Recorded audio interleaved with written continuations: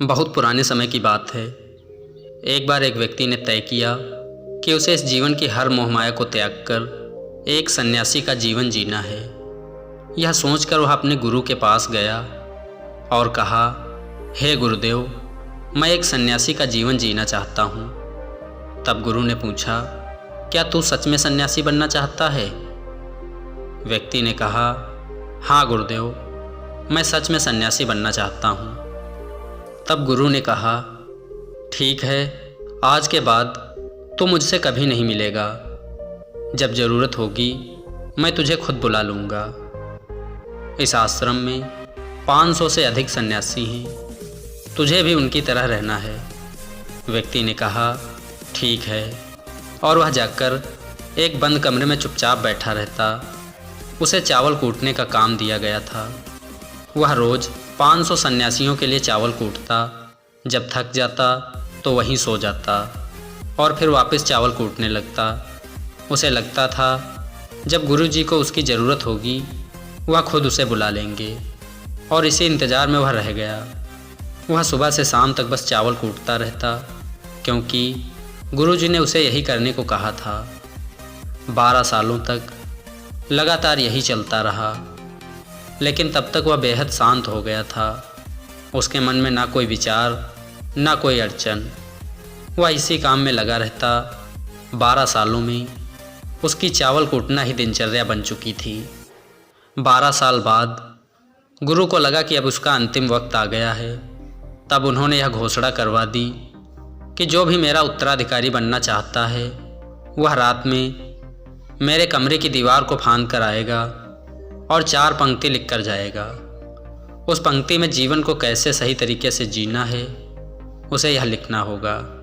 जीवन का सत्य लिखना होगा, लेकिन यह उसे स्वयं से लिखना है, खुद के अनुभव को बताना है। सभी गुरु को मानते थे, उनके शिष्य थे, लेकिन सब उन्हें इस तरह धोखा नहीं देना चाहते थे। उनके आगे खुद को प्रस्तुत करना आसान नहीं था। हिम्मत तो सभी शिष्यों में थी, लेकिन यह काम कोई करना नहीं चाह रहा था। उन्हीं में से एक विद्वान शिष्य ने यह कर दिखाया। उसने दीवार फांदकर कमरे की दीवार पर 4 पंक्तियां लिख दी, जिसमें लिखा था कि मन एक दर्पण की तरह है, जिसमें धूल जम जाती है। उस धूल को साफ कर दो तो सत्य अनुभव में आ जाता है और सत्य मिल जाता है। सुबह गुरु उठे तो उन्होंने देखा कि दीवार पर कुछ लिखा हुआ है और बोले, यह किस मूर्ख ने लिखा है? इसने तो मेरी दीवार ही खराब कर दी। उसे पकड़ कर लेकर आओ। लेकिन वह विद्वान शिष्य यह लिखकर रात को ही भाग गया था, क्योंकि यह विचार उसके नहीं थे। उसने जाते समय अपने मित्रों से कहा था कि अगर गुरु को यह लाइन पसंद आ जाएं तो मुझे बता देना, परंतु अगर वह क्रोधित हो जाएं तो उन्हें मेरा पता मत बताना। सब चिंतित हो गए थे। सभी लोग यही मानते थे कि कितने ही सुंदर शब्द हैं। मन एक दर्पण की तरह है, जिसमें शब्दों विचारों की धूल जम जाती है।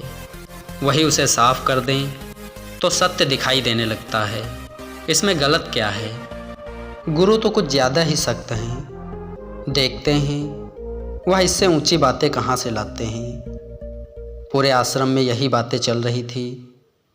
उन्हीं में से 4 व्यक्ति एक दूसरे से बात करते हुए उस चावल कूटने वाले के पास निकले। उनकी बातें सुनकर वह हंसने लगा। वह चारों यह देखकर सोचने लगे और पूछा, इसमें हंसने की क्या बात है? तब वह बोला कि सही तो कह रहे हैं गुरुजी, किस नासमझ ने यह लिखा है। यह सुनकर वह चारों शिष्य भड़क गए और बोले, तुम क्या जानो इसका मतलब? इतने सालों से बस चावल ही कूट रहे हो। तुम्हें शास्त्रों के ज्ञान के बारे में क्या पता? अगर दीवार पर लिखी लाइनें गलत हैं तो तुम इससे अच्छा कोई शब्द बताओ। चावल कूटने वाले व्यक्ति ने कहा, मैं बता दूंगा, लेकिन मैं इतने सालों से चावल कूटते कूटते लिखना भूल गया हूँ। किसी को लिखना पड़ेगा। और हाँ, यह जान लो, मुझे उत्तराधिकारी बनने का कोई शौक़ नहीं है। अगर मुझे यह उपाधि मिली तो मैं कान पकड़कर कहता हूँ, मैं यह विचार आपको नहीं बता सकता। तब उन चारों शिष्यों ने कहा, अरे तो मुझे बस बता ही दे। व्यक्ति ने कहा, लिखो, कैसा दर्पण कैसी धूल, ना कोई दर्पण ना कोई धूल, जो इसे जान लेता है सत्य को प्राप्त हो जाता है। आधी रात को यह पढ़कर गुरुजी ने उस चावल कूटने वाले के पास गए और कहा, अब तू यहाँ से भाग जा, वरना ये 500 शिष्य तुझे मार डालेंगे, क्योंकि मैंने तुझे अपना उत्तराधिकारी माना है और अगर यह बात इनको पता चल गई तो यह सब बर्दाश्त नहीं कर पाएंगे कि एक चावल कूटने वाला व्यक्ति उत्तराधिकारी कैसे बन गया। वह सत्य को प्राप्त हो गया और यहाँ शास्त्र जानने वाले सभी शिष्य अपना सिर पीटते रह गए। इसलिए तू यहाँ से दूर भाग जा। दोस्तों, इस कहानी से हमने सीखा कि वह व्यक्ति 12 सालों तक लगातार चावल कूटता रहा, जिसके कारण उसके मन में आने वाले सभी विचार शांत हो गए थे, तो उसे आत्मज्ञान की प्राप्ति हो गई। एक बार गौतम बुद्ध ने भी कहा था कि जब तुम्हारे अंदर भी विचार आना बंद हो जाएंगे, उस दिन तुम सत्य का अनुभव करोगे और ब्रह्मांड को समझ पाओगे। यही बुद्धत्व प्राप्ति का पहला कदम है। मन को शांत करने का पहला तरीका जो बौद्ध ग्रंथों में बताया गया है, वह खुद के विचारों पर काम करना है। आपके अंदर क्या चल रहा है उसे अच्छी तरह से समझना है और अपने विचारों को कहीं भी दबाना नहीं है, क्योंकि ऐसा करना गलत है। मन तो भटकेगा, बार बार भटकेगा, लेकिन जब भी आपको ऐसा लगे आप तुरंत अपने विचारों का निरीक्षण करना शुरू कर दें। आप खुद कुछ समय बाद यह नोटिस करेंगे कि आप अपने विचारों को लंबे समय तक ऑब्जर्व करने लगे हों। हर तरह के अच्छे बुरे विचार आपके मन में आ रहे हैं। एक समय आने के बाद आप खुद के विचारों पर आराम से कंट्रोल कर लेंगे। आप आने वाले कल या बीते वाले कल की चिंता ना करके अपने वर्तमान में जियोगे।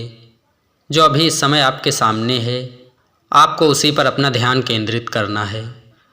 बाकी आपको यह कहानी कैसी लगी कमेंट में हमें ज़रूर बताना। अगर यह कहानी आपको अच्छी लगी हो तो वीडियो को एक लाइक ज़रूर कर दें। आपका बहुमूल्य समय देने के लिए बहुत बहुत धन्यवाद।